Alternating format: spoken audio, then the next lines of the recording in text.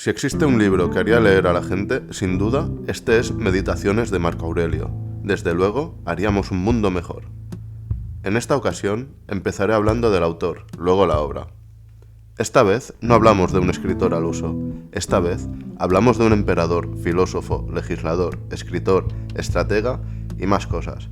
Un puto crack, vaya. Y es que Marco Aurelio, hoy en día, es un exponente del estoicismo, y como buen estoico, vivió humildemente, sin ostentación alguna, a pesar de ser el puto emperador de Roma. Biografía. Nació el 26 de abril del año 121 en Roma, hijo de Marco Annio Vero y Domicia Lucila. Su padre, que era miembro del Senado, ostentó el cargo de pretor, pero murió cuando el pequeño Marco Aurelio tenía 3 años de edad. Su madre se hizo cargo de él y su hermana Annia Cornificia Faustina. Aunque su familia era rica, Domicia transmitió a sus hijos los valores de la humildad y una vida sencilla, sin ostentación ni excentricidades, y eso que eran romanos. Sabina, su tía abuela, era la mujer del emperador Adriano. También compartía sangre con el emperador Trajano por vía paterna. Nacido para la grandeza, lo instruyeron su madre y su abuelo paterno, Marco Annio Vero, que lo adoptó y nombró heredero. Marco Annio Vero murió el año 138, cuando Marco Aurelio tenía 19 años de edad. 2 años antes, en el 136, el emperador Adriano hizo heredero a Lucio Helio César. También se fijó en Marco Aurelio, que lo apodaba como el honesto. De hecho, fue el mismo Adriano quien inició a Marco Aurelio en la famosísima Orden Ecuestre, a los 6 años de edad. Años más tarde, Marco se prometió con la hija de Helio César, el hijo adoptivo de Adriano, pero Helio murió y anularon el matrimonio para prometer a Marco Aurelio con la hija de Antonino, que curiosamente fue nombrado heredero de Adriano, a condición de que Marco Aurelio fuera adoptado por Antonino y le nombrara heredero junto al hijo de Lucio Helio, Lucio Vero. Antonino también fue emperador, y a su muerte, Marco Aurelio y Lucio Vero empezaron a compartir el trono. Entonces, Marco ya tenía 40 años. Gobernaron juntos hasta que Lucio Vero pasó a mejor vida y dejó a Marco gobernando en solitario. Cuando Marco Aurelio ascendió al trono, era más popular que Lucio Vero, que tuvo que aceptar el mandato, siendo en realidad subordinado de Marco Aurelio. Ya sé lo que piensas. Lucio se puso tonto y organizó una revuelta o traición contra Marco Aurelio, como siempre, ¿verdad? Pues error. Dando muestras de su enorme grandeza, Marco Aurelio insistió tercamente que Lucio fuera ascendido emperador a su lado cuando podría perfectamente haber mandado en solitario. Así, se ganó la lealtad de Lucio, que la mantuvo hasta su muerte. También hay que decir que esas épocas eran convulsas y abundaban las guerras del imperio. Eran necesarias otras figuras autoritarias, ya que tenían 2 frentes abiertos, Germania y Partia. Marco Aurelio podría haber nombrado a un general también, pero prefirió enviar a Lucio a comandar las tropas en la parte oriental del frente de batalla. Este disfrutaba de la lealtad plena de las tropas, pero no podía hacerse políticamente poderoso para aspirar a derrocar a Marco Aurelio. Así, se mantuvo leal hasta el año 169, que murió en campaña. Y así, uno de los mejores hombres de la historia se aseguró la estabilidad de su gobierno y la paz dentro del imperio, propenso a las guerras civiles. Ya sea por su nobleza o por su astucia, Marco Aurelio consiguió un gobierno que aprovechó para limitar con reformas de leyes abusos en la jurisprudencia. Promovió medidas favorables para esclavos, viudas y niños, reconociendo la línea de sangre en lo que respecta a la sucesión. Tornó las persecuciones contra los cristianos de abundantes a escasas. Pacificó a los partos del Imperio Parto, que asaltaban las posiciones del imperio en Armenia y Siria. Derrotó a los invasores germanos que atacaron el imperio. Llegaron a amenazar Italia y atacaron Moesia, Grecia y Macedonia. Pero muchos de los bárbaros se asentaron por Italia Norte y otras regiones colindantes. Para asimilar este gran número de personas dentro de su imperio, Marco Aurelio creó 2 nuevas provincias, Sarmatia y Mariomania, Bohemia y Hungría actualmente. Aplastó una revuelta del general Avidio Casio, al que hicieron creer que Marco Aurelio murió para volver a darle pal pelo cuando se adueñó de un par de provincias. Tras saber que Marco Aurelio seguía vivo, fue ejecutado por sus tropas. Se declaró protector de la filosofía en Atenas y fundó 4 cátedras donde se enseñaban las 4 doctrinas tradicionales: platonismo, aristotelismo, epicureísmo y estoicismo. Tras saber todo lo que hizo, te preguntarás cómo murió este hombre. Pues bien, cuando el ejército de Vero volvió del frente, trajo consigo la viruela y la contagió a Marco Aurelio y a toda Roma. Vero perecería de esta dolencia en el año 166 en el frente de batalla de Germania. Esta viruela se extendió por toda Roma, causando muchísimas muertes, causándole un daño irreparable a la fama del emperador. Aún así, Marco Aurelio sobrevivió la viruela y se dedicó a viajar.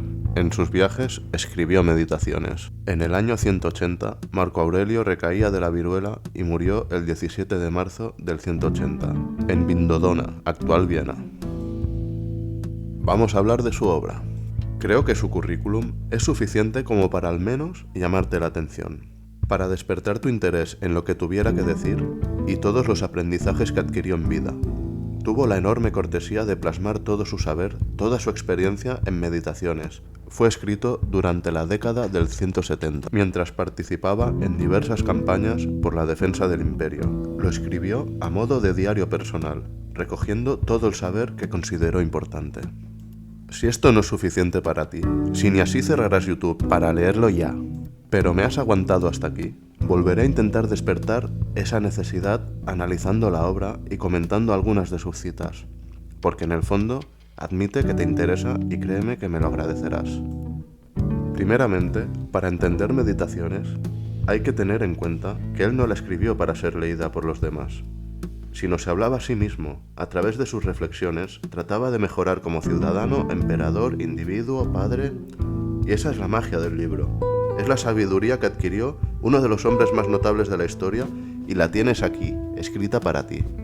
Se divide en 4 tomos que hablan de la brevedad de la vida, la naturaleza, la justicia y el alma. Primer tomo. Empieza el tomo agradeciendo a todos sus referentes intelectuales, morales y éticos. Después, reflexiona sobre con cuánta velocidad pasa todo. Como buen estoico, acepta la muerte como parte natural de la vida. Y con serenidad, apunta como lo único real es el presente, la efemeridad del cuerpo físico frente al alma. Como en la vida, al ser tan breve, has de saber encontrar grandeza en todas las cosas, por pequeñas que sean. Confórmate con la naturaleza y sus regalos. Muere con agrado y vuelve a dar vida al ciclo vital con tu muerte. Igual que la aceituna que cae, fertiliza la tierra. Porque Marco Aurelio escribe, tras morir, nos descompondremos, pero formaremos parte de otro lugar a causa de las transformaciones del mundo. Si ves el presente, lo ves todo, pues todo sucede igual durante la eternidad. Solo cambian las formas, perturbes pues por la muerte. Solo es otra transformación y una mutación, igual que una mutación es una muerte. Segundo tomo.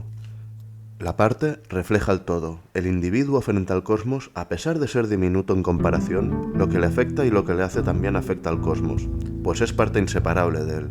Con esta reflexión, Marco Aurelio insta al individuo a cuidar sus actos para con él y así mejore para la sociedad, que adquirirá mejoría con él. Pertenecemos a una naturaleza propia y a su vez, esta pertenece a una mucho más grande.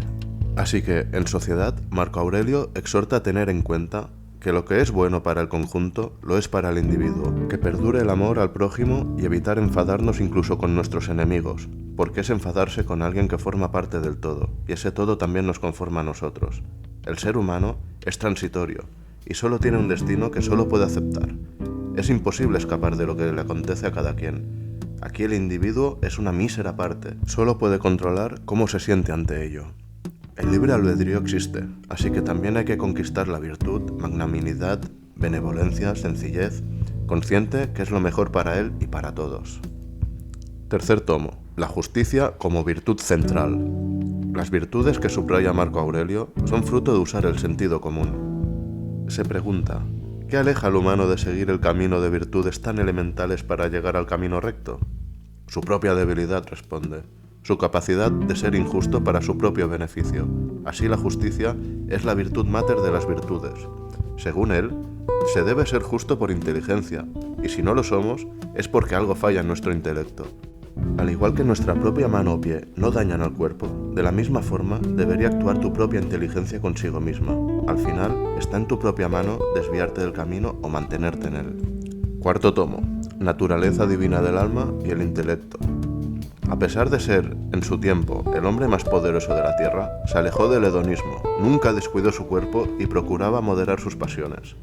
Según él, Un espíritu libre es solo fruto de un alma ordenada. ¿Qué puede salvarnos? Darnos ese orden. La filosofía, que consiste en conservar al Dios interior sin daño alguno, sin mácula y obre siempre en virtud de la verdad. Vivir bajo estos preceptos, observando la virtud y la verdad como los únicos pilares que sostenían su actuar, Marco Aurelio trascendió del lujo y la gloria de ser un emperador romano y se ganó la inmortalidad espiritual en nuestros tiempos. Si aún no estás plenamente convencido de leerte este libro, seguramente sea culpa de mi torpeza, así que espero que la maestría de Marco Aurelio te ayude a decidirte. No podríamos terminar este vídeo sin acabar citando directamente al autor. No olvides tampoco que la vida se limita para cada uno de nosotros al tiempo presente, que solo es un fugaz intervalo. El resto de la existencia no existe o es incierto. Huye de la irresolución en todas tus empresas. Confórmate con lo que es justo y en todos tus pensamientos detente solo en lo que has concebido claramente. Tú no eres más que un alma ínfima que sostiene un cadáver, como ha dicho Epicteto. ¿Que alguien se hace culpable para conmigo? Solo a él debe importarle. Suya ha sido la voluntad, suyo es el acto. Por mi parte, solo tengo en este momento lo que la naturaleza común quiere que tenga. Y hago únicamente lo que mi naturaleza individual exige que haga. No te dejes embargar demasiado por los acontecimientos exteriores. Abandona esa vida febril de cuando en cuando y dedica tus momentos de ocio a instruirte en algo bueno. Procura evitar asimismo cualquier otro error. Es una locura trabajar toda la vida si nuestra imaginación y nuestros esfuerzos no tienden hacia un objeto determinado.